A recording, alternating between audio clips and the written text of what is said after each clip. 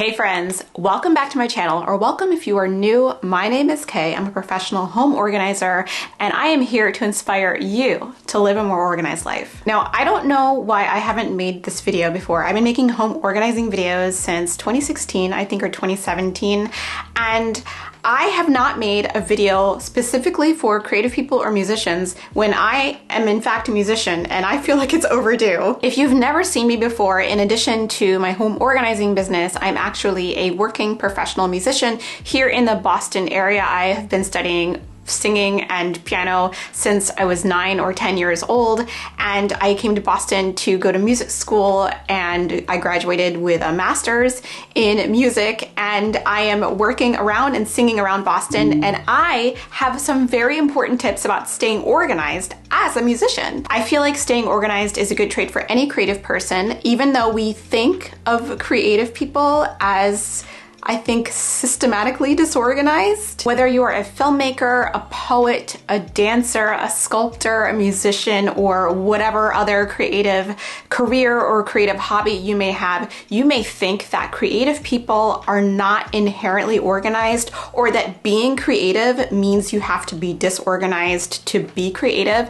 And I find that that is not true a lot of the time. We've all been shown this romantic view of a composer with like manuscripts all over the floor, or an artist painting on canvases with like messiness wherever, and that mess sparking their creativity, when in reality the opposite is often true.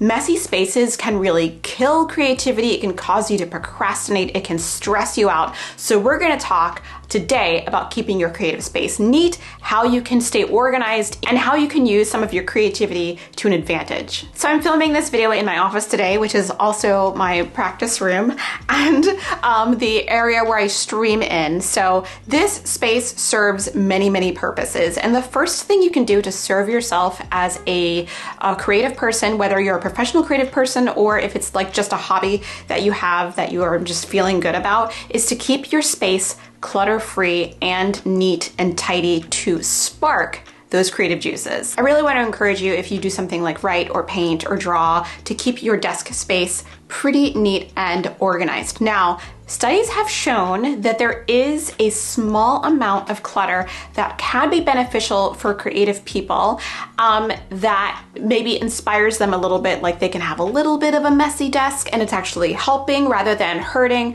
but you yourself have to find whatever this happy medium is. If you've watched any of my videos before, you know that clutter is in the eye of the beholder, and everyone has a different clutter threshold. Some people look at a desk and it's like totally neat and they're amazing, and some people look at that desk and they just see like 5 items on there and they just cannot work. So find the balance that works for you. I know for me, I need the desk to be pretty neat and tidy, but I like a little bit of something here and there, maybe to inspire me, maybe some little figures, maybe a little piece of paper that I have some notes on, just to keep me inspired. But I encourage you not to have a completely messy, just whirlwind of a desk. This applies to other spaces in your creative space as well. If you cannot walk on the floor, if you cannot find things you need to be creative, if you're looking around for paintbrushes, if you're looking around for knitting supplies, if you're looking around for your point shoes or whatever, it's really going to stress you out. Clutter does have real world chemical consequences when it comes to you. It can cause your cortisol levels to actually not decrease throughout the day. They actually start out high in the morning and decrease throughout the day. There was a study in which people were living in what they perceived as a cluttered space, and their cortisol levels actually stayed the same throughout the day. And cortisol is associated with that stress response. So you don't want that stress response like all the time. And having a cluttered space can make you feel like you can't get anything done, because clutter basically is a lot of unmade decisions. So if you have a lot of clutter around, you'll be less likely to do anything creative in that space because you have all of these unmade decisions, and it's going to make you less inclined to go in that space and either create something, practice, dance, whatever. So keep the space as neat as you perceive as neat, and that, I will guarantee you, will spark more creativity. Again, I want to say that neatness is on a spectrum, and I have to be completely honest with you. When I'm working with people, I get a sense of what their neatness threshold is. I have nothing to do with it. I'm there to be a guide, and if they're happy with something that I perceive looks cluttered, that's not my problem. I don't have to live there. But as long as they're happy and it inspires them, that is what's important. Before I made this video, I put some questions out on Facebook, and I have a lot of musicians friends on Facebook, and I asked them what was the biggest hurdle they had when being organized as a musician or as a creative person. One of the most popular responses was finding a strategy for practicing or actually doing the creative thing when there was a lot of different things going on. So let's say that I'm doing, and you know what, this is actually true, I'm doing 4 concerts this month in March when I'm filming this video, and there are a lot of things for me to focus on. And basically what I recommend is acting like your artistic life, your creative life, is like an emergency room. You have concert A over here. Maybe it just has a runny nose, it's not really that like injured, but you have concert B over here that's happening next week. It's got like a broken leg, it's bleeding all over the floor. You need to address this right now. I make sure to triage all of my projects, and if one is particularly difficult, it's gonna take me a long time to learn, or it's coming up pretty quickly, I wanna address that first, and then I wanna push everything that can wait down to the bottom of the list. I always make a date with myself on my calendar to practice that thing. If I don't make a date with myself, if I don't ask myself on a practice date, I don't do it. So I highly recommend making a schedule for yourself, as painful as it seems to plan it out. You have to plan to practice or have to plan a learning session. If you're a singer, you probably need to take the time to go through text if it's in another language, or the poem if it's not incredibly obvious what it's about, or if you need to plan your gestures or whatever. You need to schedule those things out in advance so that you know exactly when you're supposed to be in your practice room doing what. Time blocking is good for everyone, not just creative people or musicians. I think that it's a good use of your energy, because if you see a date on a calendar, like tomorrow at 6 o'clock, I'm supposed to be practicing Bach. I'm gonna sit down at my piano at 6 o'clock and practice some Bach. Whether I'm there for 15 minutes or whether I'm there for 2 hours is up to me. I will usually be there for at least an hour. Schedule yourself like the least amount of time. If you're having trouble sort of committing to this, you will definitely sit there or stand there for more than the allotted time if you only give yourself a little bit of time and practice, because all you need to do is start, because motivation is never going to come to you, right? Motivation, I feel like, is not real. But if I schedule it in the calendar and I show up there and I'm supposed to do something when I show up, I usually end up practicing there for like 2 hours. The next question I got asked was, how do I stay organized when I'm on the road traveling? These are my friends that go to different states, different cities when they have a gig, even traveling throughout the city, because if you are a working musician, you're not gonna be at home. A lot of the time you're gonna be at rehearsal, you're gonna be at concert halls, and I highly recommend that you invest in a very, very good bag, especially if you are around the city and there's no parking in Boston.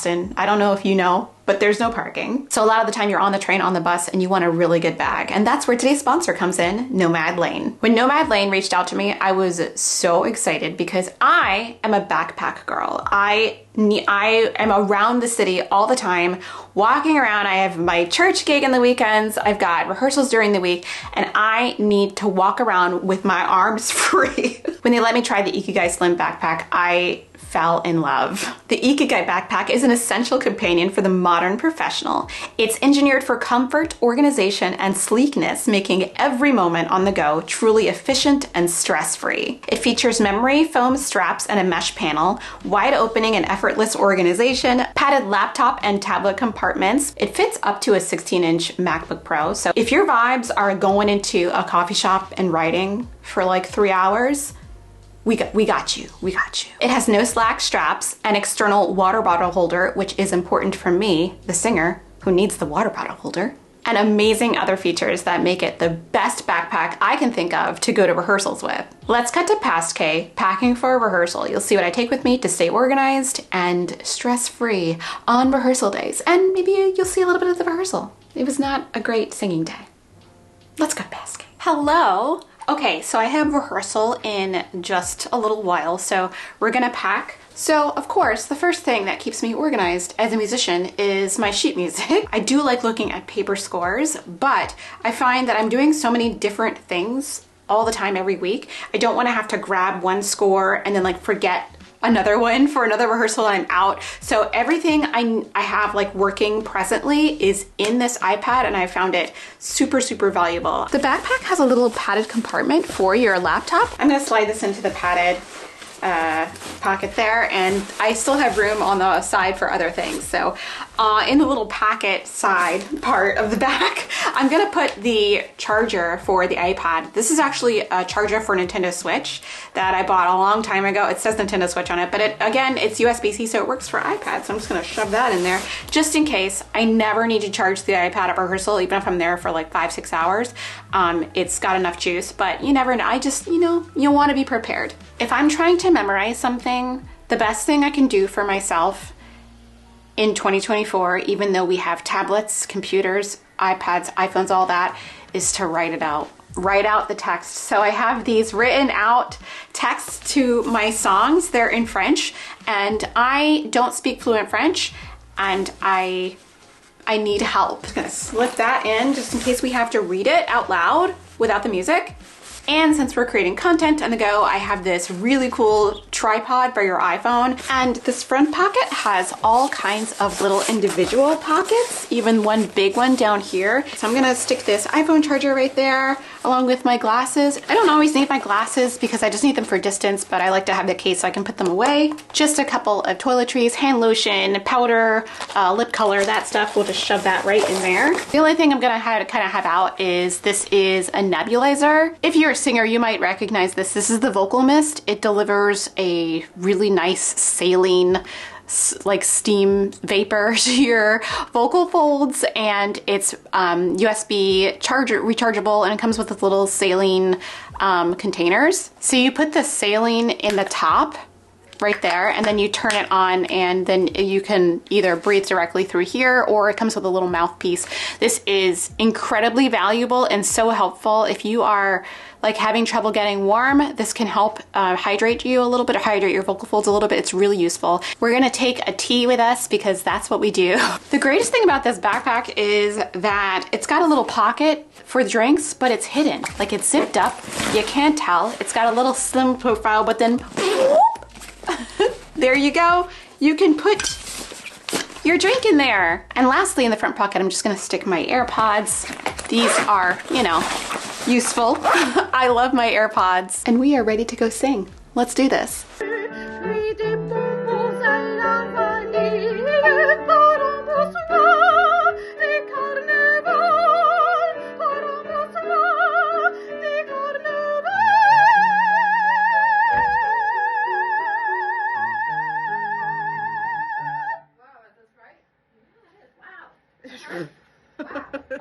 One of the best things about the Ikigai backpack is it secures to the back of your luggage. So if you're actually traveling on a plane, or if you're taking a road trip and you need to relieve some pressure off of your back, so you can slide the backpack onto your luggage handle and carry it that way. It is brilliant. It comes in two colors, this gorgeous black and this beautiful berry, which I love so much. For more information on Nomad Lane and a link to the backpack, visit the description down below to grab yours today. It is the best backpack I've ever owned in my entire life. I'm not even kidding. And this is like my #1 rehearsal buddy. I'm not kidding. Thank you so much to Nomad Lane for sponsoring today's video. One of the other really popular responses I got from my query on Facebook is organizing sheet music. Now, in 2024, we still have a lot of paper sheet music. I know in the 90s and in the early 2000s, I spent a lot of time in music stores, browsing the aisles, buying scores, being so taken away by the romance of it all. And now in 2024, I have a lot of sheet music. The only way that I've kept it organized is I do the same thing I do in my home. I zone it out and give it a category and stick it in that category. So I'm a singer. I'm primarily a concert singer, so I have very few actual opera scores, but I have a lot of choral scores. And in that category, I have a lot of Bach cantata scores because I do a lot of Bach cantatas. That gets its own magazine file. I have a collection of German art songs that gets its own magazine file. I have a huge collection of American art songs and art songs in English that gets its own file. I have it categorized in a way that works for me, and this way I don't have to look at the spines of my sheet music, because I find for me, for a while I was looking at the spines of the sheet music, and you know, it's pretty easy for me to find because I know what the outsides look like, but it was just so colorful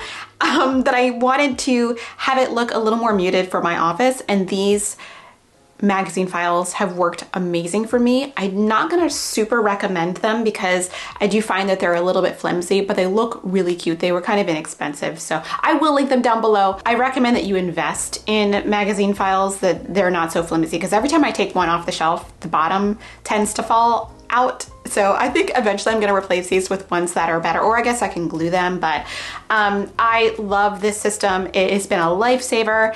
And the next thing I'm gonna say is that it's 2024, and in 2019, I graduated or transitioned to an entirely digital music reading system.